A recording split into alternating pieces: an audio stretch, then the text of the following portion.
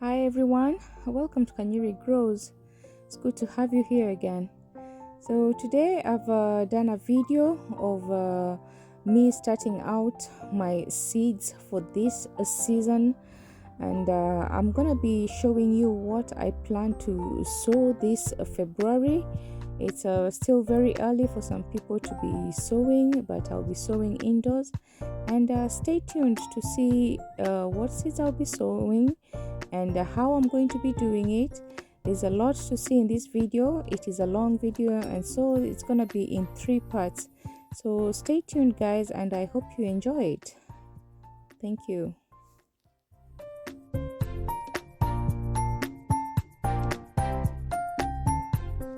Hello everybody, and welcome to Kanyuri Grows. Thank you so much for tuning in. Thank you to all my subscribers, and I hope you've been well. Today it's February here in UK. It's early February. It's actually the 9th of February. I don't know when you're gonna be watching this video, but just know today it's the 9th of February here in UK, and we are still in early spring, really very early, or maybe towards the end of winter I can say, and early spring. And just like every other gardener, we are getting ready for the planting season, and I just couldn't wait to sow my seeds, and so I've got a few seeds here that I'm gonna be talking to you about, and I'm gonna be showing you as well that I'm getting ready, and I'll be sowing them with you today. I'll be showing you how I start off my seedlings. I like to start off my seedlings with seeds. I don't like to buy seedlings from the garden stores or wherever. So I'm gonna be taking you step by step. And once again, thank you so much for all my subscribers and for everybody who's tuned in to watch this. So I'm gonna start off by showing you the seeds that I'll be sowing. Some of you, this might be a bit early to be sowing at this time, but I like to sow my seeds early because I remember last year I was delaying until mid-spring to start off some seedlings, and I ended up having nothing almost half of the springtime. The beginning of planting season, my garden was looking empty, and it's because I hadn't started off early. So, but most of these seeds, they can do well, especially because everything is gonna be indoors. I will not be planting anything outside at the moment, and some of these seeds actually can be planted outside even in February. But I will just plant mine inside, and they will be growing under a grow light and a heating mat. And that is how I like to start my seedlings. So without wasting any time, let me just introduce the seeds that I'm sowing today. So first off, we have this is the capsicum or the sweet pepper. It's called the California Wonder. I've had these seeds for a while now, and I'm just hoping that they haven't become like rancid, and I hope they will still germinate. So I'm gonna be sowing these sweet peppers today. And also I have here radishes. This particular radish, I bought it last summer, and it's actually ideal to plant it in summer, this particular one, but I want to try it out now in early spring. And with radishes, they do very well in cold conditions, so I'm just hoping that it will still do well. I'm going to be starting it indoors with radishes. This is one of the seeds that you can just sow direct into your garden, even in early spring or just in February. You can sow it outside in your garden. It doesn't have to be under a grow light, and it doesn't have to be indoors, but I just choose to to put it indoors and to just, you know, leave it indoors for about maybe 2 weeks before I take it out. And I have to say that this particular radishes, they come in, as you can see, they're in like this pellet. Come on, I don't know if you can see this, but they come in individual. They're all lined up. Don't know why it's not focusing very well, but there they are. These are seeds in there, so you don't have to remove it. You just cut the paper like that and you just sow this just as it is. You don't have to remove it from the, I don't know what they call them. Oh, maybe it's the pellet or the, they do have a name. They do have a name. There's a name they call them, but I forgot. Seed tape, yeah, sorry. It actually says there, seed tape. So I'm going to be using the seed tape for the radishes. I just find it easier, really. And also I'm going to be sowing onions. These are the bunching onions or the spring onions. These are the winter hardy ones in particular. I'm just going to be planting them now. Even though they're winter hardy, it says they are sow in March. I choose to sow them now because, as I said, last year I learned a lesson. There was nothing in the garden. Come March, there was still nothing, and in April as well. So something else I'm going to be sowing today is the onions. This is called the Bombay Red. Bombay Red. This particular one is the red onion. This is the red onion. Something else I'll be sowing today. These are called the lamb lettuce. This is the lamb lettuce. I'm going to be planting lamb lettuce. And also I'm going to be sowing carrots. These are the carrots. These are main crop carrots. It says there, sow from March to June, but I will be planting them today, as I've said. And they're going to be indoors as well. I wasn't quite sure about the carrots, whether I should take them out. I've never sown carrots in trays. I've never sown carrot in trays, and so I'm a bit, because carrots, they don't like to be transplanted. Similar to the radishes. These two, they don't like to be transplanted at all. They don't like their roots to be disturbed. And yeah, I was 50-50, but I'm just gonna give it a go because you never know until you try it, right? And also I have this particular tomato. It's called the Oxley, and I've had them for a while now. This is also like a 50-50 chance. They might germinate, they might not, because don't know whether the seeds have gone rancid or not, but we'll see. Just have to wait and see. Something else I'm going to be sowing is the aubergines. These are aubergine seeds. I'm also gonna be sowing this other particular, this is a tomato marmalade. This is a different variety to the tomatoes that I've just shown you. This is the marmalade. So I also have here onions. These are onion seeds. These are different variety of onion seeds, which I'm also going to be trying them out.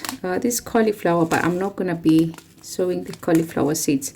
You can see these are different seeds from this. I'm not going to be sowing the cauliflower. I'm not very keen on cauliflower, to be honest. So I think I've shown, oh, one more thing I need to show you, which was hiding over here, is the beetroot.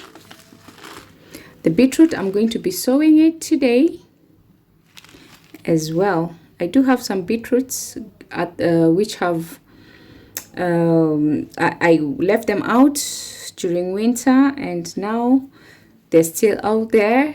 But I want to grow this because this is the early sowing one, and I want to see how it's going to perform.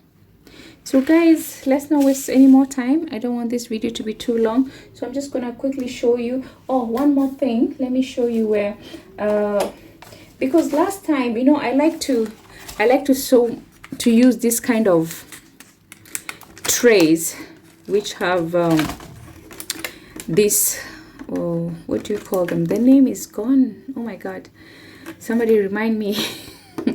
Trays with cells, yeah, with these cells, but I can't find my cells. I don't know where. Maybe I've misplaced them somewhere in the garden. I need to go through my garden shed and look for all my cells, because I like to reuse and recycle my cells from last year, or the ones that I've had for many years. I don't throw them away, but at the moment I could not find them, guys. I don't know what's happened, but time was running out and I had to start sowing my seeds. So what I did, I just went on Amazon and I bought this particular one, and they are very tiny. They're not as big as the cells that I had before. The cells are very small, but we'll see. I like cells that are a little bit larger, especially with tomatoes, because the roots can establish very well, and when you're transplanting, the roots are very well you know, like already established, and you don't risk anything, you know. So this is how they look like when you buy. You get all this. The good thing is, one advantage about this is they come with this tray. You see this black tray? That's one thing I liked about them. They come with this black tray, so when you plant your seeds here, and you can be just watering in here when you water this part, and all you have to do is dip your cells in there, and they will be absorbing the water, or they will be taking in water from underneath, and that way you don't have to disturb the plants or the crops, the seedlings, as they are growing or as they are germinating. And as well, when the water is being absorbed from underneath, it absorbs evenly, and yeah, it absorbs evenly, so you don't, the soil is well moisturized. Is it moisturized? Oh god. So guys, yeah, that is all. I just wanted to show you this. I'm using these ones today, and you can see there's 12 cells in each. So there's 12 cells in each, and they came 6 of them. So there's 6 of these cells, and there's 6 of this black, what can I call it, water trough. The troughs themselves. And so, oh, I've just realized they actually have the leads as well, and the leads to cover on top, so that the seedlings, you know, they're not exposed to all those elements of the weather or whatever. So they're nice and warm in there, and when you put it under the grow light, the seedlings will be able to germinate faster. So guys, let's start this guys. I'm just going to put my seeds away first for now, so we can get the compost in these cells.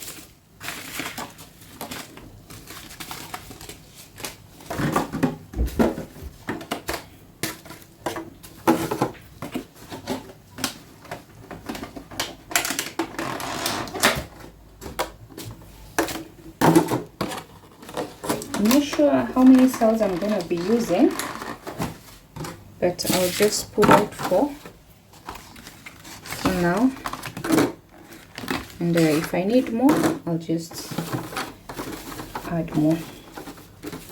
And here I have this is the all-purpose compost. I normally don't use the potting mix or the seed mix, you know, seed starting mix. I just use the normal all-purpose compost. You can use the seed starting compost. Sometimes it's good because the difference is the seed starting compost doesn't have as much nutrients. It's not very heavy on nutrients as the all-purpose compost, which is actually good for the seedlings, because what it is the seedlings, they need to, the seedlings, they need to try and survive on their own and become hardy as they're growing, and without depending on the nutrients. Because when you start them off with a lot of nutrients in the compost, what they do is they don't even work hard to become strong or to become healthy. They're dependent on those nutrients. It's more like a teenager. When a teenager is living under your roof, and they're getting everything that they want in the house. They don't have to go out and work, or they don't have to do much work to to help themselves. They know everything is being provided, and that's not what you want. You want them to actually be able to be dependent on their own.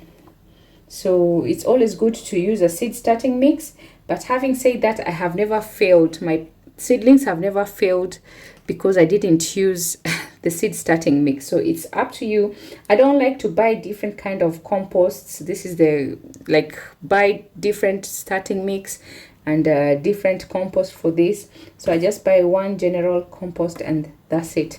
So guys, let's start off. What I'm going to do here, I'm going to start off by wetting this compost.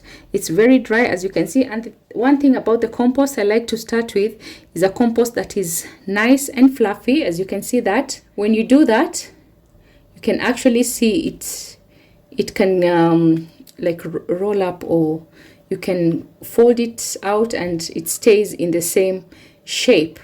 That is a good compost. It takes the shape of your hand when you press it down.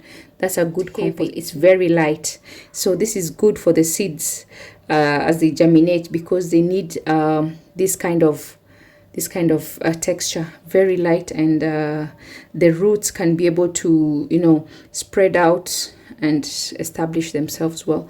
So guys, I'm just gonna wet the compost, and then we start filling up the cells. You don't need too much. I also like to just use my hands so I can feel.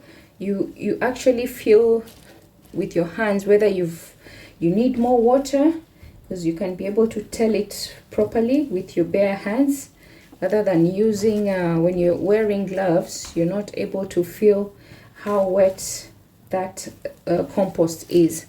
Don't know why I keep calling it soil. Guys, soil and compost are two different things. That's what I came to learn.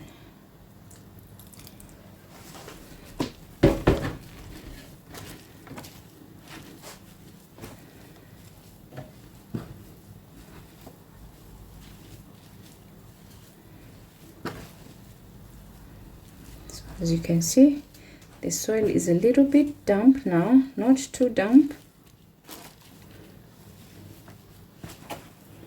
And I just love this compost, Did I say soil again? I think I did. Oh God, somebody help me. As you can see what I mean? You can see the water when I squeeze it out. That's how it should be. You should be able to hold the water, but then again, it should be able to drain that water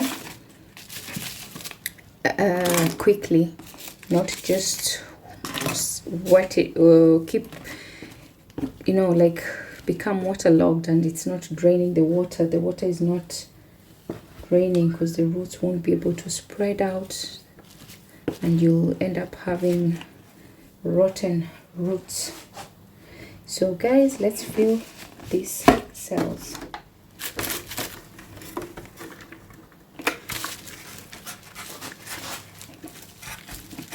I think I'm actually a little bit off camera. Yep, that's good.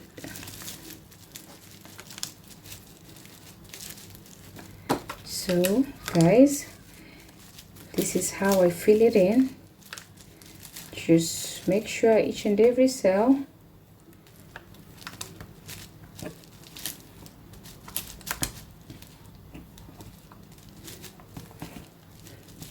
press it in a little bit, because if you don't spread out, the roots are just going to be hanging and they'll be looking for that compost to hang on to feed from. So just press it, not too much,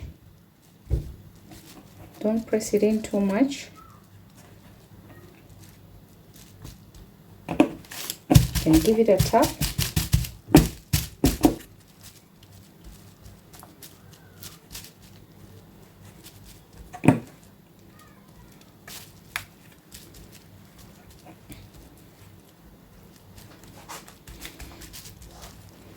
So guys, this is one cell done, guys.